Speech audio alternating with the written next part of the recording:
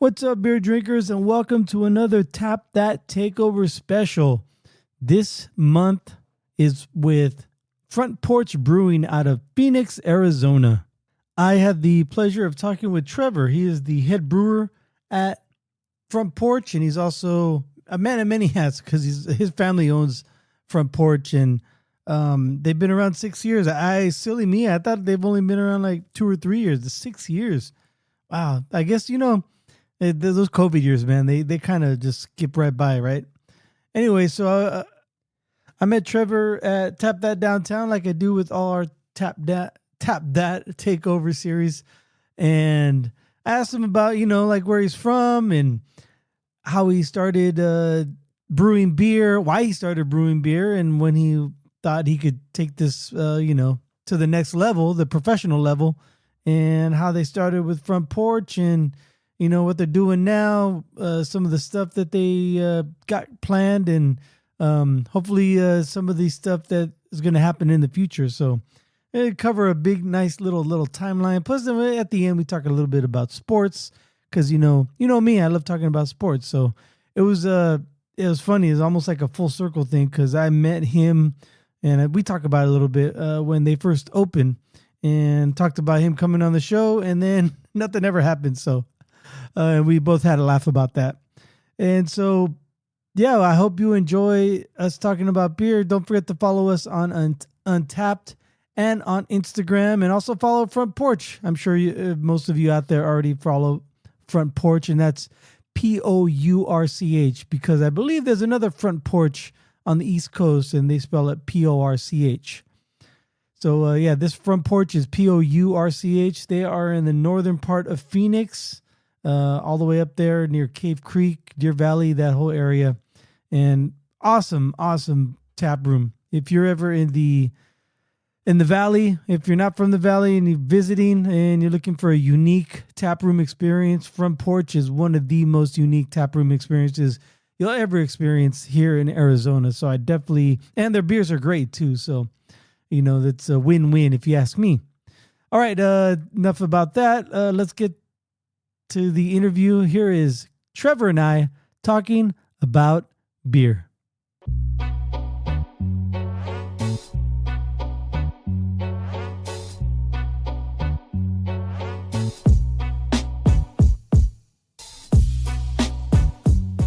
Yeah, I don't know. People these days seem to want video, though. That's a growing trend in podcasts anyway. Yeah. Well, I listen to a couple podcasts, but I just, I don't even watch it. I just listen to it. It's background. Same, so, yeah. Yeah. I when I commute, I listen to, like, one of my favorites is Bill Simmons. Okay, and he was just audio, but now he's transitioning to video because more people want to see it. And he's getting paid a lot of money by Spotify, so that helps. Yeah. There's really not much to see anyways, like during these things. So they're just sitting around jabber-jawing, so what's the point? Yeah, exactly. So. But the whole COVID thing really opened up the Zoom, be able to record over Zoom. Yeah. And I used to do a lot of my interviews on Zoom, just audio, but to be able to connect with people, it's easier because they can't always come here to like this every time. Right. So just to be able to do it. So you've done a lot of podcasts, or? No, this is the third one. Oh, so, okay. Yeah, so I've done 2 of them with that other, it's like a Benham Brewing podcast or something like that. Okay, haven't heard of them. Yeah, they came up to the brewery and reached out, and at first I really didn't want to. But I saw, like Simple Machine and Lake Pleasant, they were doing it, so I'm like, I should probably do it too. Yeah.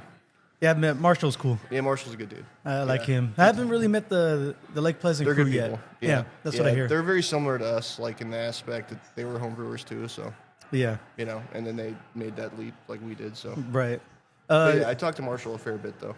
Oh, he's a good brain to pick from what I hear. Yeah, and if I need something, I'll ask him, vice versa, so. Yeah. Right on. I remember, you guys opened 2 years now, 3 years? 6. 6 years. Yeah. So Boy, the time is flown, man. Well, I think I have your card somewhere. So. Oh, okay. So I remember. I don't know if it was you. It was probably you I met, but it was a long time ago. Yeah, it was when you first opened. Yeah. So. Yeah, you see how well I follow up on shit, right? Well, I'm even worse. So. But yeah, the first thing I noticed when I walked into your tap room is, holy crap, where am I? It's yeah. like yeah. and then leaving, I turned around like, how do they put all that in such a small space? Yeah. It's incredible the way, and your beers have actually. I liked your beers at first, but they've gotten better in my estimation. Anyway, I haven't been back to the tap room in a while. Okay. But yeah, it's it's a learning experience for sure, right? Yeah. You make that jump from being a home brewer, and then you all of a sudden have to like, not just double or triple the size. You're like, I'm doing like 50 times more volume at least. Right. At least I don't know the math off the top of my head, but yeah, it's pretty crazy. So you learn a lot as you go, and I think over the 6 years you definitely learn some things. You learn some tricks, how to improve things, stuff like that. So yeah, and also not only the volume, but also repeat it and have it the same the next time. Yeah, that was definitely the tricky part starting, right? Because if even now it's weird because you'll have someone who we'll do a seasonal beer, and all of a sudden it doesn't come out for another year, and then you'll have someone saying it doesn't taste the same. I'm like, well, I think it does. I guess I'm not the right person to ask, but everyone's tastes are different, right? Right. So maybe your tastes have changed over the year. I don't know. Unless you have it side by side, how can you really make exactly? And some people do. I'm like, well, your can from last year is definitely not a good beer to judge the new one. I mean, it's way different. Yeah. It's been in the can for a year. Yeah. And who knows? Luckily, it's not like milk. You can still drink that beer and not get sick, but it won't taste the same. Yeah, yeah. And especially how it's canned too, who canned it, and all the process and everything. Yeah, hopefully it goes well, but you never know. Yeah. Especially after a year. Yeah, for sure. And I have tried our beers like pretty, one of them got stuck in the back of the fridge, and I'm like, I'm going to crack it open. And it didn't taste like awful. It still tasted like the same beer, just a little, like the flavor, like the hops, they were a little less pronounced, Yeah. So. Kind of mellowed out. Yeah, for sure. So are you from Arizona? Pretty much. I mean, I was raised here. Okay. My parents moved here when I was 3. All right. So, yeah. Yeah. For all intents and purposes, you're from Arizona. Yeah. As far as I can remember, because I was born in Sacramento, and I really don't remember anything of California. So. Yeah, I'm from Santa Clara. Okay, yeah. So I'm from the Northern California. Yeah, yeah. My parents lived in Lodi, but I have like broken pieces of memories, I guess, of that, but really not much. I remember launching into the Delta from Lodi Port. Okay, yeah, cool. Yeah. Yeah, I used to houseboat up there. It's nice. It's fun, man. Yeah, very cool. Good times. Yeah. And man, you hear those catfish jumping at night. Oh yeah. Yeah, awesome, I definitely wouldn't remember that. Oh yeah, it's true at 3. Yeah. Yeah, I don't remember a lot from when I'm 3. Yeah. From when I was 3. So why did they move to Arizona? I don't know. They traveled all over. They lived in a few different places. Okay. Yeah, my dad's from Minnesota, mom's from Idaho, and then they ended up meeting in Coeur d'Alene, and then lived in Alaska for 10 years. Oh wow. Where both my sisters are from, and then my dad was a home builder, so I think he just kind of went wherever. So then they went from Alaska to California, I think, maybe Oregon along the way. I'm not sure. And then they moved here, and then back to California, and then back here. Oh, all right. So yeah. So they're home builders. So like they witnessed the boom in the housing business. For sure, here. yeah. But like what you said earlier about you walk into the brewery and you see all how they do that. It's basically comes down to my dad and my brother-in-law and their background in construction. Yeah. All that construction creativity, I guess you could call it, and a lot of woodwork is in there. Yeah, a lot of woodwork, and you have a theme too. It's not just haphazard. It's almost like a saloon type. Kinda, yeah. It's like I think their whole thought process was because we couldn't have a patio, so their thought process was to kind of make it like you're sitting on a front porch somewhere. Yeah. Yeah. That's exactly the vibe you get. Yeah. So. And then you have the back area too. You still have that back area open? It's still open, yeah. All right, I haven't been there in a while, so. Yeah. But yeah, it's still open. There's more seating back there, like a little mini shuffleboard table and a little Pac-Man for whoever wants to play it. So, yeah. Yeah. Oh yeah, I was back in the 80s. I was a big Pac-Man guy. I still hold the high score from like 5 years ago. So if you want to come beat it, I will give you a beer. Oh man, I'm rusty. I'd probably lose right away. That's for anyone. Whoever wants to come beat that score, I'll give you a beer. Oh yeah. Yeah. That's a nice little proposal that you got there. It might take some tries because there's a lot of downtime in the brewing process. Yeah. So I would sit there and just play Pac-Man. I get done cleaning something, I'm gonna go play Pac-Man. Yeah. So I had some practice. So you you became a home brewer, like what? Like because of boredom? Because someone else is doing, you wanted to try it? Yeah. Our friends up in Oregon, they were home brewing at the time, and I don't know. I think I was probably like 21 or 22, like when I first saw it, and I thought it was super cool. And I was, for a 21-year-old, I was already kind of into craft beer, so I thought it would be a fun hobby to do.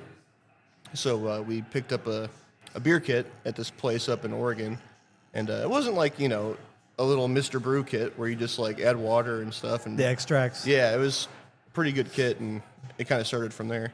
Yeah. So.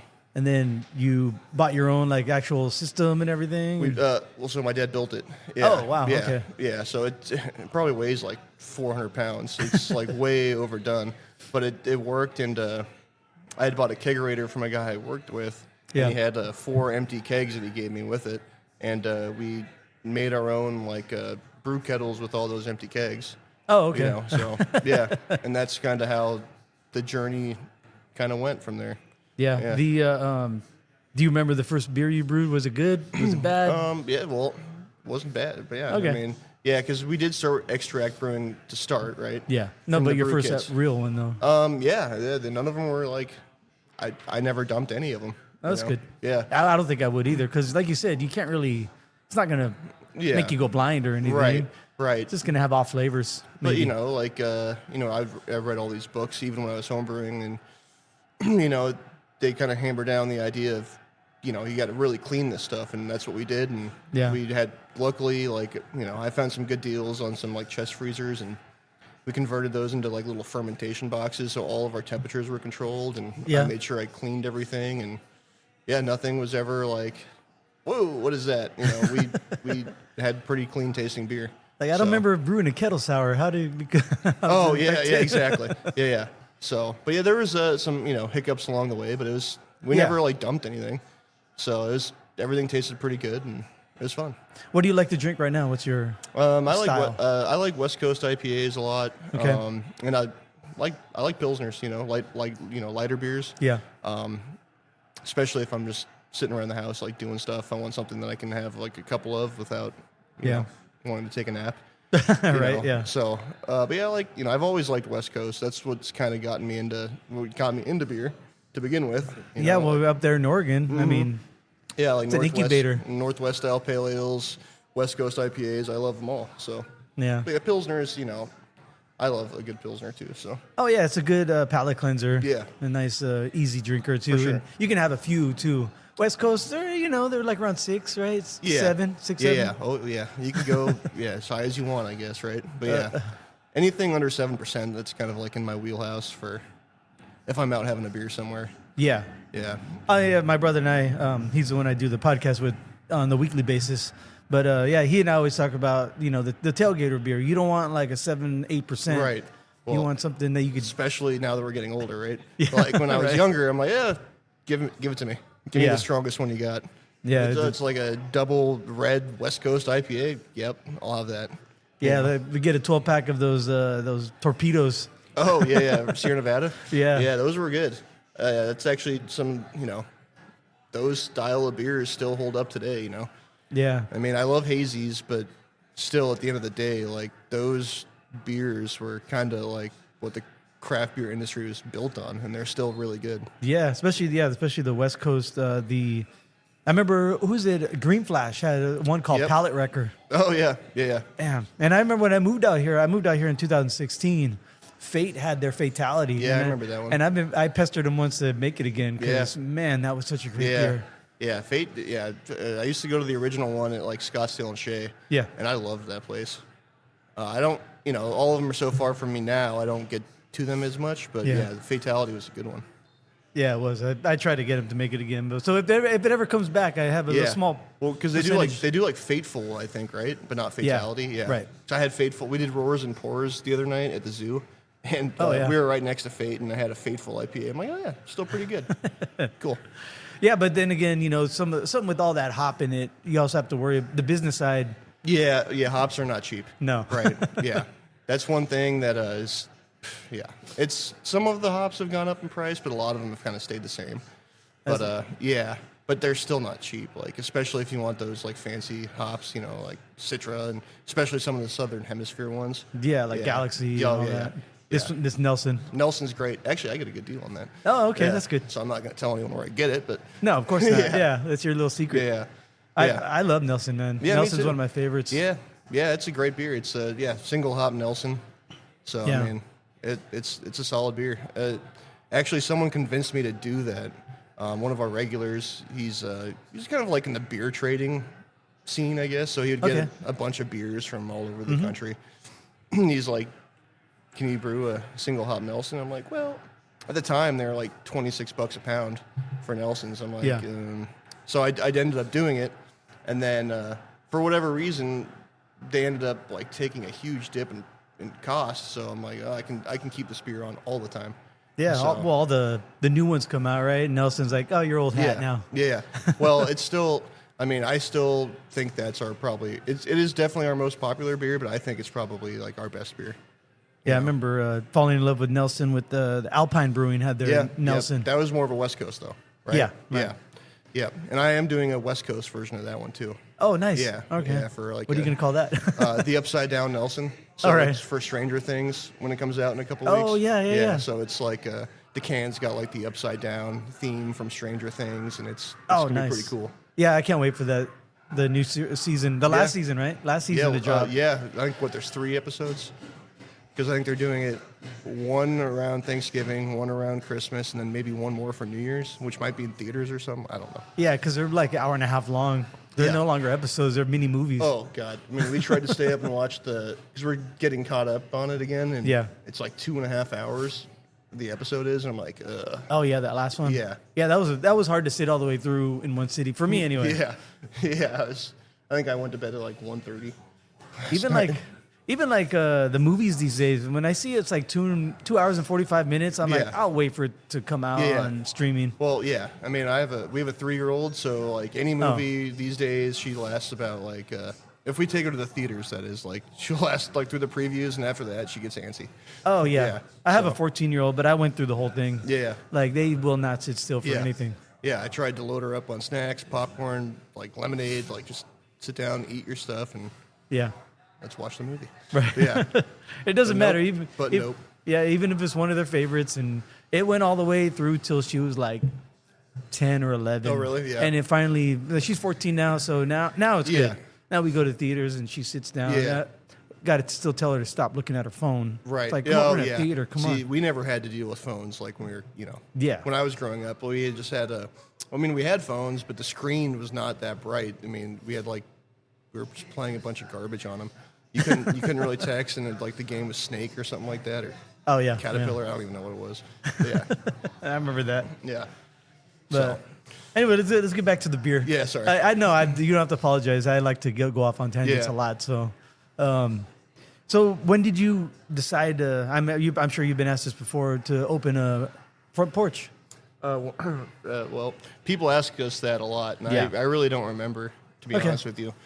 Things just kind of lined up, and I think my parents wanted to do something that, my sister and I could keep doing, like once my parents are, they don't want to do it anymore. So keep you guys connected. Yeah, exactly. So that is the cool thing about it. But we've been in the unit we're in for 8 years, so it's almost 8 years. So it took us a couple years to open. So I don't know. The whole planning process is probably like 2 years. So I guess it's been like 10 years in the making. When did you realize that this is a thing? Like this is something we're gonna actually I don't know. I don't know. Maybe yesterday. Yeah. We're still trying to figure that out, I guess. But it's a huge risk. Because the only people that ever tried our beer were either like our neighbors or friends, and like, are they really being honest with you? You know? So I know what a good beer tastes like. So I always kind of knew. I couldn't figure out if it was just me saying it was good, or if people actually did like it. Yeah, right. So, but yeah, there was one night where I kind of figured out it might be good. Like I went to work. I had one beer before I went to work. I probably shouldn't have. But there was a 5-gallon keg of this beer that we had brewed, and it was like almost 9%. And I came home from work, and I was living with my parents at the time. and the whole 5-gallon keg was gone, and only my dad and his 2 neighbors drank it. Yeah. And I was like pretty pissed. I'm like, oh, well, it must have been good, you know? Yeah. But yeah, he couldn't walk home. He had to have his daughter come drive him 2 houses back home. So I'm like, okay, maybe we're on to something, I guess. But yeah.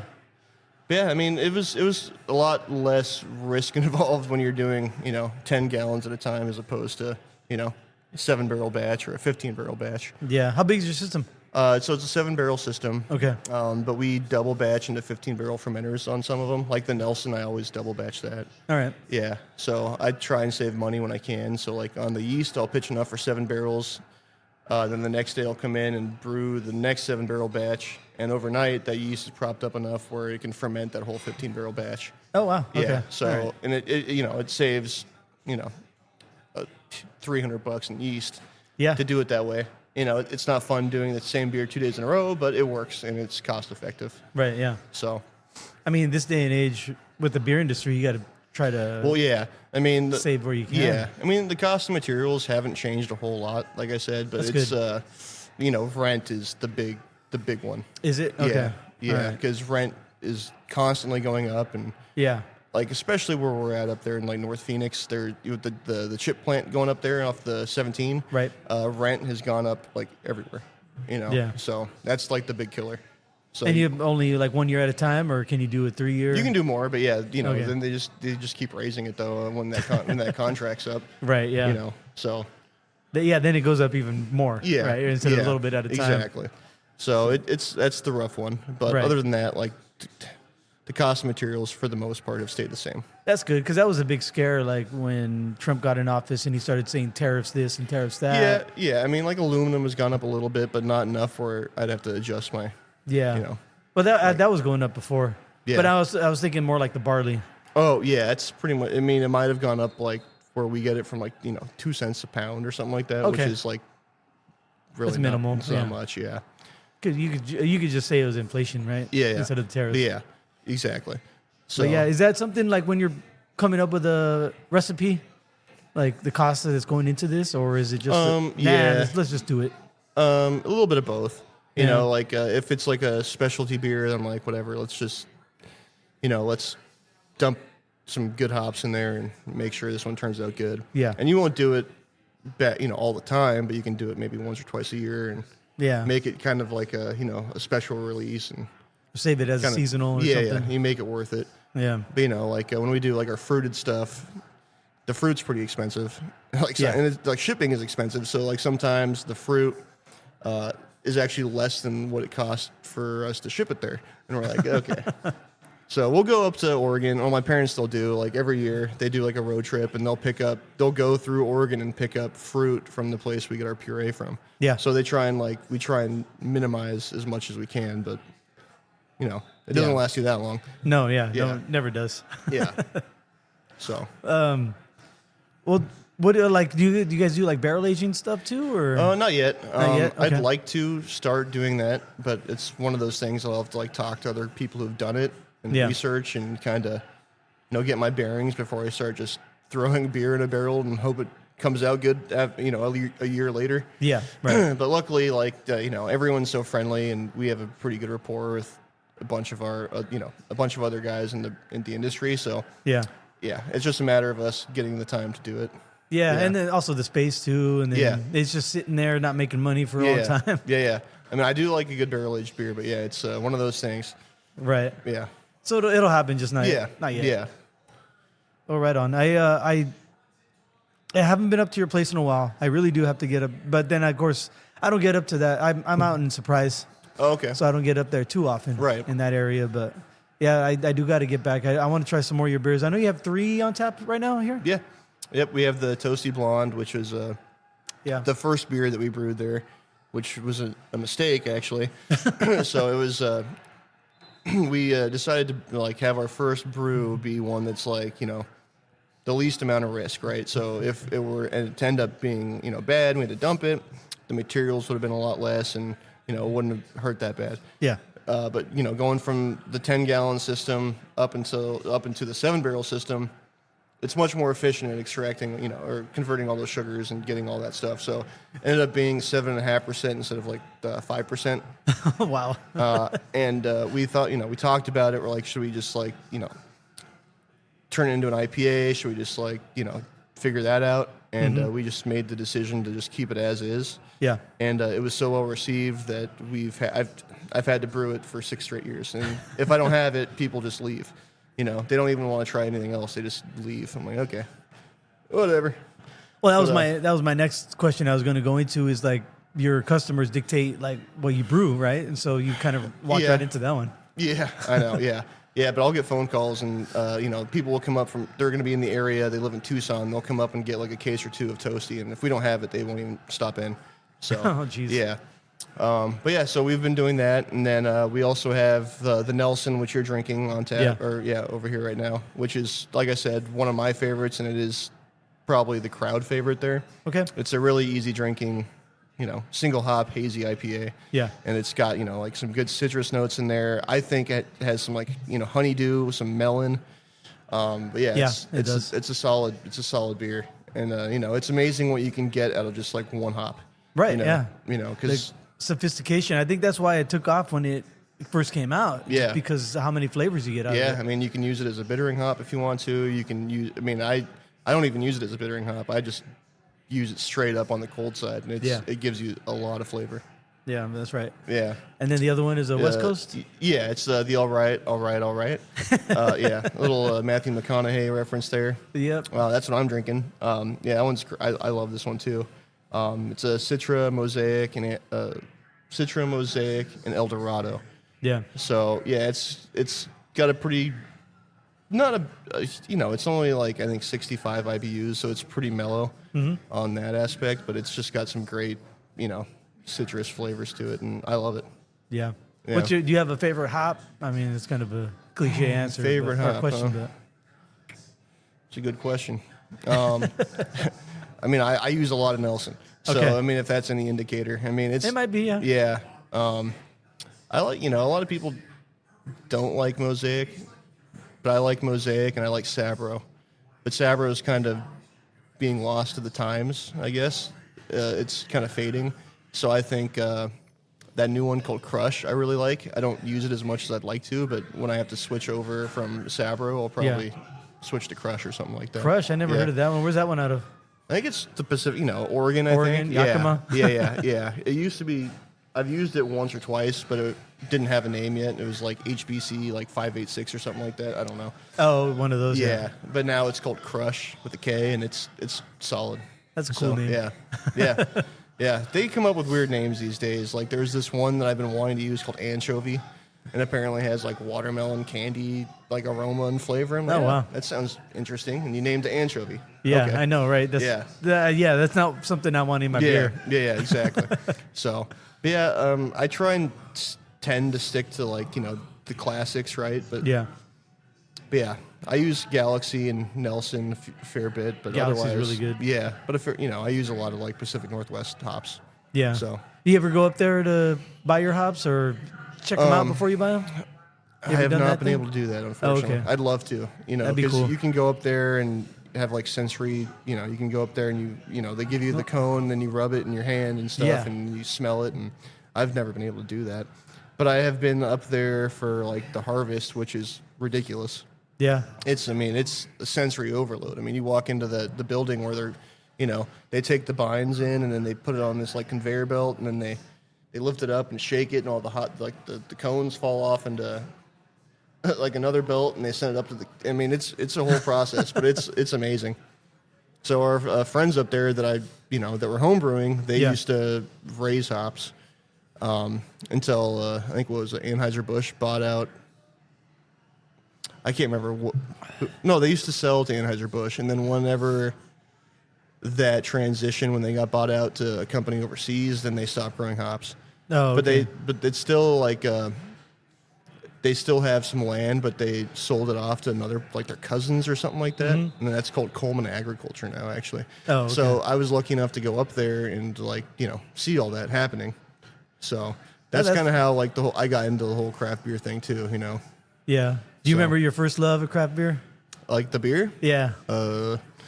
Man, probably fresh squeezed actually from Deschutes. Oh, Deschutes. Yeah. Oh man, they make great beer. Yeah. So I was lucky enough. So the same people I'm talking about, they also raise cattle up there, and at the time they were selling their beef to the downtown pub for Deschutes, and they brewed there, and that's where fresh squeezed was first made, not the one in Bend.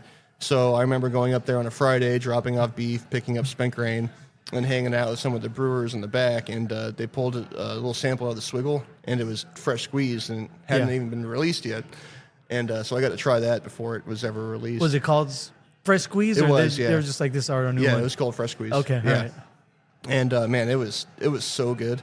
Yeah. But I think it's changed a little bit over the years, or maybe I have. I don't know. But I mean, at the time, it was so good. I tried finding it down here, and it never came down here because, you would see like a Muir Pond and like Black Butte Porter, and that's pretty much it down here. And then I did see it at a Buffalo Wild Wings out in Surprise one time, and I was able to get it. But I think it was one of the variants, like the orange variant or the lemon variant. This was like, I don't know, 12 years ago. Oh, okay. This was like a long time ago. Oh, yeah. Nowadays, yeah. Yeah, now it's everywhere. Yeah, 12 years ago, like you can find it anywhere. Right. And that's probably one of the catalyst beers for me. I'm like, okay, this is good. Yeah.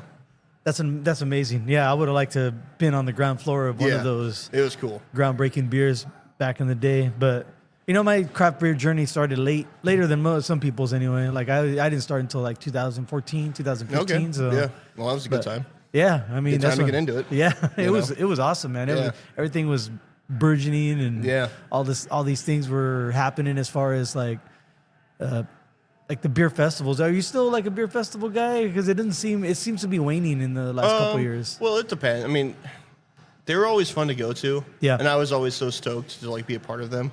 But now, it's like we're already so busy at the brewery that when we end up going to beer festivals, we're like, okay, well, who's going to stay back and work? Yeah. I mean, there's still a lot of fun once you get there. But it's we're so small. We only have like 5 people that work there, and it's it's my mom, my dad, sister, brother-in-law, and girlfriend, right? Yeah, it's a family endeavor. Yeah. So it's always like that's the only stressful part. But once you're there, it's a fun time. Yeah. But festivals, I don't know if it's as much about the craft as it used to be. Now people just want to go there and get a bunch of like really strong beers and see how drunk they can get sometimes. It does seem like that. Yeah. Yeah, but they still are a blast, and it's a good opportunity for for us to kind of gauge where the beer industry is at and see what people are drinking, what they like. Yeah. And also, I don't really get out of my bubble up in North Phoenix that often, so it's a good opportunity for me to meet like other brewers and stuff. Oh yeah. Network a little bit. Yeah, which is fun. Yeah. Yeah. Yeah, I do like going to them. I never was one of those that, let's see how many beers I can have today. Yeah. Because I remember leaving beer festivals with tickets and just handing them to the next person I saw. And that still happens, yeah. Yeah. It still happens. Just because I don't want to waste it. And if they use it, cool. If they don't, then that's fine. But I was always like, I want to try something from this guy, or, hey, so-and-so has got this type of beer. And you can check it out. So then I would go over there. Yeah. I always did it to broaden my horizons more so than just get drunk. And the hard thing is now that festival tickets have gone up so much, like that's kind of a catalyst for people to get drunk, right? Yeah. They spend like $60 for a ticket or whatever it may be, and then they're like, okay, I only have 4 hours, I just spent $60, let's just party, right? Yeah. But that's what some of the extras are for. Like, I remember I haven't been to Strong Beer in a while, but I did like the wrestling ring. I thought that was cool. Yeah. I used to be a wrestler. It's still a great event. Yeah. I mean, they do a really good job on that one. I used to be way into pro wrestling, so that was always fun to see. Yeah, I watched it growing up. Not so much anymore, but yeah. Yeah, I don't watch it as much anymore. Once I realized it wasn't real, I'm like, you know what? I feel like I've been lied to my whole life. Yeah, but I was more into the storylines. When I got older and I realized it wasn't real, I was like, this is kind of fun to watch. At least they're entertaining me. But strong beer is a really good one. There's like a couple really small ones. Like, I don't know if you've been to Kitsune, but his is great. I know, but I talked to Tyler and JJ a few months ago, and I'm definitely going to hit that one up next year. It's great. There's only like 15 of us, maybe if that, and it's just a good time. And he, Tyler's a part of the guild too. So I mean, and he's heavily involved too. So it's but I used to go up to Oregon in the summer, and I think it was like the last weekend of every July, and they'd have like the Portland. I think it was called the Brewers Festival. Oh, okay. And it was Thursday, Friday, Saturday, Sunday, right on the waterfront park, right? And it was free to get into. And they had like over 200 different breweries. Most of them were from the Northwest, but I remember seeing like Nimbus Brewing there from Tucson. Oh, wow. Yeah, but they had just like mainly West Coast breweries, but Yeah. it was free to get into. You had to buy your glass, and you had to buy your tokens, and each token got you a 4-ounce sample, or you can use your 4 tokens for like a 12-ounce beer or something like that. Oh, okay.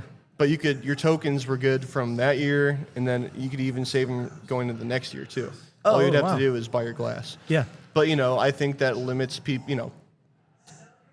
You don't. You can go in there and drink what you want, and then just leave. You're not there to make your $60 count and like drink as much as you can, right? Yeah. You know what I mean? Right. Yeah.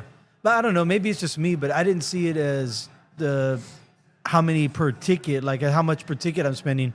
I want to be not entertained, but at least thinking that like I got my money's worth just to be at this event. Right. Well, that's the thing about that one up in Oregon, because you can go buy 5 tokens if you want. You can go buy 30 tokens if you want. It's really up to you. And That's cool. And then you can use them all 4 days. Yeah. Right. So you're getting foot traffic all 4 days. Yeah. Which is cool. But in Phoenix, it's obviously a lot harder. Yeah. So Right. I don't think any place would do that. So. Yeah, it's tough. Yeah, all the laws they have to contend. All the laws they have to contend with here. Yeah, makes that They're that a little type more of lenient festival on for food and beverage up there. Right. Yeah. Which is nice. Yeah. Right on. What do you see like as far as Front Porch like in the next few years? Like, what do you guys hope? Just status quo right now, or yeah, we're kind of trying to get our beers out to more places. Okay. So, distro.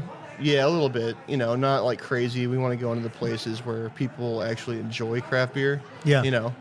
So we don't want to go through a distributor. Just, I don't want that pressure. So it's like either if I'm not distributing the beer, then my dad will go take a keg somewhere. Okay. All right. But I'd like to get our beers down here a little bit more. But that's kind of where we're headed, I think, because the tap room can only be so busy, right? Yeah. Even when it's maxed out. If you're maxed out every week, there's only so much you can do. Mm-hmm. But with rising rent and stuff like that, like you got to find ways to get your beer out and have extra income coming in through that. Yeah. So that's kind of like where I think we need to go. Yeah. But I remember talking with sales reps saying like they're wary of distro because you can't really control what your beer is like, and so that's why I think that's what you're talking about. Yeah, it is hard. Finding someone who's gonna pour your beer and correctly. take care of it, right? Yeah. Yeah, because I clean my beer lines very frequently, right? Yeah. But how often is this place cleaned? And unfortunately, like for a lot of us who are small, we don't have really reps to go clean lines somewhere. Yeah. So it's like, okay, how long has it been since this little beer line was cleaned? Yeah. Right. Which is ultimately going to affect the finished product. Oh, into your glass. I've had beers where like you could tell that they don't maintain their lines that well. Oh yeah, if I go to like a dive bar, I only drink bottled beer. Yeah. I will never drink draft. I don't know. It's just I don't know. I like Miller Lite when I'm like out at a dive bar. Yeah. So I've had Miller Lites. I'm like, this is disgusting. Yeah. Right. So I'm like, just give me the bottle. Yeah, I remember when I went to a diner one time. I'm like, I feel like an IPA. Oh, they have Lagunitas on tap.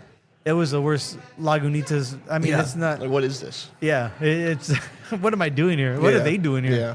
Yeah, I didn't get that. But yeah, it's one of those it's one of those things where distributing cans would be great, but now there's so many out of state places that have their cans here that it makes it tough for Arizona breweries to get their product in. Yeah. So we will probably be doing like the whole draft route to start and get some kegs out. That also is stressful because you have to go pick the kegs up. Right, yeah. When they're empty, and hopefully no one takes them. So yeah. So, I mean, yeah, the whole and then if you guys do it yourself, then that's just an extra person not in the tap room. So it's growing pains, right? But it's something that I think needs to be done, and it's just a natural part of the growth of the brewery. Yeah. So I noticed that the first time I walked into your place, because I met your parents first. Oh yeah. And then yeah. they pointed you out and your sister out. Okay, yeah. And I think your wife was there too. She Yep. was doing something else. I'm like, oh, okay, this is a family who's Yep. pouring their heart and soul into this place. Yeah. So yeah, it's a lot of work, and working with family can be hard at times, but like at the end of the day, it's pretty cool. Right. Because not everyone can see their mom and dad like every day, right? Yeah. So right. you got to kind of step back and appreciate things like that. But yeah, it can be really hard at times, but it's hopefully it'll all be worth it, right? Yeah. So. Yeah, so that's awesome. I really have to get back up there. I know I keep saying that, but oh yeah, no, very I true. mean it's I think we have like 16 beers on tap right now. So I mean, it's because we expanded a little bit in the back. So Okay. so we still have like our original like brew house, right? Yeah. But we added I think we have 3 15-barrel fermenters and a 15-barrel bright tank. So alongside our I think 6 7-barrel tanks. Yeah. So like we pretty much have a pretty good lineup like at all times. Yeah. So that's good. Yeah, it used to be we'd have like 4 or 5, maybe 6 empty taps, but now everything's full and everything's good. Sometimes it just takes time to build that up too. Yeah. Yeah. Yeah. Trying to find time into your brewing schedule to add something new. Yeah. Well, you try and do like for like too. Like let's say like the All Right runs out, you gotta replace it with something else that's similar because not everyone wants a hazy. Yeah, true. So right. It's a fine balance of figuring out what sells well and moves. Yeah. And also kind of coming out with new stuff too. Yeah. You guys have TVs in your tap room? I We forget. do. Yeah. We don't have many. I think we have 4. You guys show like sporting events all the time? Yeah, whatever's on TV. Like we don't do the Sunday ticket or whatever it's called. It's like it's astronomical for what they want. It's like for us. They go based on your occupancy and I think square footage. Yeah. So I think it's like 5,000 for like the season. We only have 4 TVs, so we couldn't even like. Yeah, especially when there's 8 or 9 games. Yeah. Why pay for it? I totally get it. Yeah. Yeah. So it does slow down a little bit, like in football season, which is kind of the opposite of like most places. Most places they get busy for the football season. Right. But it dies down a little bit, and once the season ends, like Sundays are really good again. Yeah. It's weird. So no, I'd be home right now watching the game. I watch Red Zone. I don't have the ticket or anything. Yeah. I just I don't mind listening to sports on the radio. Yeah. I really don't mind that. So. I remember growing up, my dad used to turn down the volume on the TV and turn on the radio because he'd rather listen to that broadcast. Yeah. Even going to D-backs games back in the day, my dad would sit there and have an old radio headset on. Yeah. Like, you look like such a moron. But yeah, he liked listening to the broadcasters. My dad still does that. Yeah. Our family has 49er season tickets. Okay. And he goes and he has his little earbud. Yeah. It used to be the big, huge, they look like earmuffs. Yeah. Right? But then it went down to the little small transistor radio. Sure. And then now he's got a little earbud and he listens to and also he gets like, if someone gets hurt, they twisted an ankle. Then He gets all that information I get quick. it, but like for us, right? Everything, you can just look up on your phone, but he's out. Yeah. Because you'll get updates from, like whatever. Right. Yeah. Whatever app you use. Yeah, ESPN or CBS or whatever the case might be. Yeah. Yeah. But they're pretty quick on that. It's pretty funny though. Yeah. Like, looking back and seeing how things have changed. Yeah. Who are your teams? Like baseball. I'm an Arizona football? sports guy, so Cardinals, D-backs, Suns. I mean, yeah. So it's been a painful journey over my life because everyone sucks. Well, a couple years ago, the Diamondbacks actually put a good team on the field. That was amazing. Like I was ready to close if they won the World Series. I'm like, someone else can bartend because I'm going downtown. I don't care. Like, 'cause that's because when they won the World Series in 2001, I was in the 5th grade and I didn't at the time I thought it was cool, but I didn't really like understand Arizona sports like I do now. Yeah, we are a cursed place. Well, that was the one title so far, right? Yeah, that's it. Yeah, that's it. So now that I'm older and I watch a lot of sports. I mean, I get up early on the weekends, watch in Premier League soccer. Like I got up at 5:30 yesterday to watch it. Oh, okay. But yeah, if we had an MLS team here, I would probably get like season tickets. It'd be fun. Well, they have the Phoenix Rising, but they're not they're not the big leagues. Yeah, and they always play on like weird nights. It's like Wednesdays and stuff. And oh, okay. Yeah. So, but yeah. Who's your soccer team? Tottenham. Tottenham. Yeah. Spur. Yeah. All right. Yep. So I don't know. Maybe because I'm a Phoenix sports fan, like I always pick the team that just lets you down.